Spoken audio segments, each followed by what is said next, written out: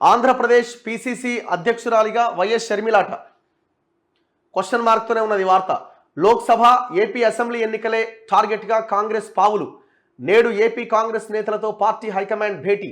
షర్మిలకు పదవి, వైఎస్ఆర్టీపీ విలీనంపై చర్చించే ఛాన్స్. ఆంధ్రప్రదేశ్ పిసిసి ప్రెసిడెంట్గా వైఎస్ షర్మిలను నియమించబోతున్నట్లు కాంగ్రెస్ పార్టీలో చర్చ జరుగుతోంది. వచ్చే ఏడాది జరిగే లోక్సభ ఏపీ అసెంబ్లీ ఎన్నికలే టార్గెట్గా ఆ పార్టీ పావులు కదుపుతున్నట్టుగా తెలుస్తోంది. రాష్ట్ర విభజన తర్వాత ఏపీలో నామమాత్రంగా మారిపోయిన పార్టీకి మళ్లీ ఊపిరిపోయడానికి వైఎస్ రాజశేఖర రెడ్డి చరిష్మాను ఉపయోగించుకోవాలని కాంగ్రెస్ హైకమాండ్ యోచిస్తున్నట్టు సమాచారం. సో ఆమెని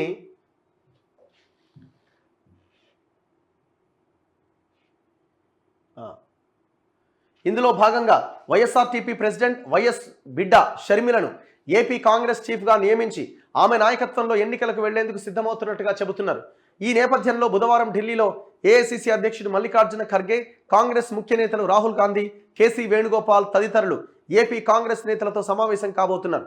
సిడబ్ల్యూసి సభ్యుడు మాజీ మంత్రి Raghuveera Reddy, AP PCC chief Gidugu Rudraraju, కేంద్ర మాజీ మంత్రి పల్లం రాజు, సీనియర్ నేత కేవీపీ రామచంద్రరావు తదితరులను ఈ సమావేశానికి ఆహ్వానించారు. ఏపీ కాంగ్రెస్ వ్యవహారాల ఇన్ఛార్జ్ మాణికం ఠాగూర్ కూడా మీటింగ్లో పాల్గొననున్నారు. షర్మిలకు ఏపీ పిసిసి చీఫ్ పదవితో పాటు కాంగ్రెస్ పార్టీలో వైఎస్ఆర్టీపీ విలీనం పైన ఈ సమావేశంలో చర్చించబోతున్నట్టు చెబుతున్నారు. షర్మిలకు పిసిసి పదవి లాంఛనమే. తెలంగాణ అసెంబ్లీ ఎన్నికలకు ముందే కాంగ్రెస్లో వైఎస్ఆర్టీపీని విలీనం చేసేందుకు షర్మిల సిద్ధపడిన ఆమె సేవలు ఏపీలో వాడుకోవాలని కాంగ్రెస్ హైకమాండ్ నిర్ణయించడంతో విలీనానికి అప్పుడు బ్రేక్ పడింది. ఇప్పుడు ఫిబ్రవరి నెలాఖరుకు అసెంబ్లీ ఎన్నికల షెడ్యూల్ వస్తుండటంతో ఏపీలో పట్టు సాధించడం పైన కాంగ్రెస్ తీవ్రంగా శ్రమిస్తోంది. షర్మిలకు పిసిసి చీఫ్ పదవిస్తే స్వాగతిస్తామని ప్రస్తుత పిసిసి చీఫ్ రుద్రరాజు సైతం ప్రకటన చేశారు.